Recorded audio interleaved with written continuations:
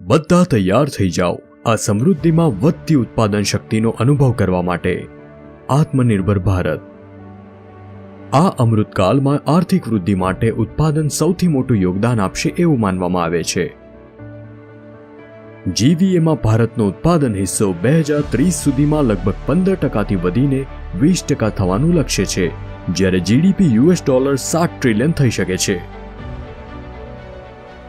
ભારત પાસે મોટો ગ્રાહક આધાર છે અને તે સૌથી ઝડપથી વિકસતું ગ્રાહક બજાર છે।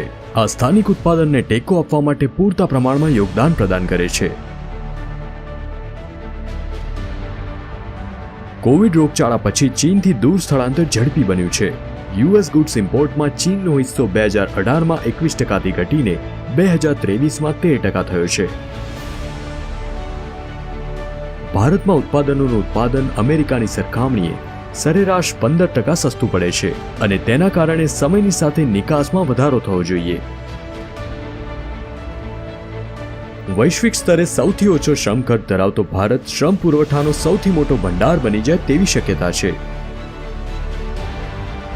એચડીએફસી મેન્યુફેક્ચરિંગ ફંડ સાથે અમૃતકાળમાં જોડાવાનો સમય આવી ગયો છે।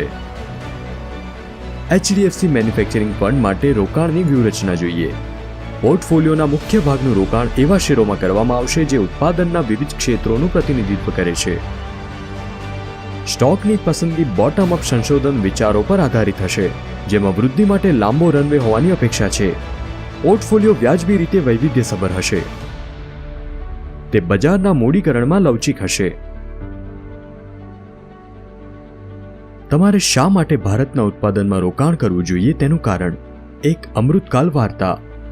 તે અનેક થીમમાં રોકાણ કરે છે અને તે નીચેના વસ્તુઓનું એક સંયુક્ત રૂપ છે: વધતો વપરાશ, રોકાણ અને નિકાસ, બદલાતી ભૂ રાજકીય ગતિશીલતા એટલે કે ચીન +1, મેન્યુફેક્ચરિંગ પાવર હાઉસ તરીકે ભારતનો ઉદય।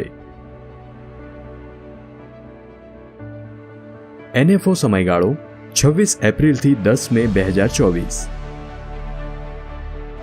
આજે જ તમારા એમએફડી અથવા આરઆઈએનો સંપર્ક કરો।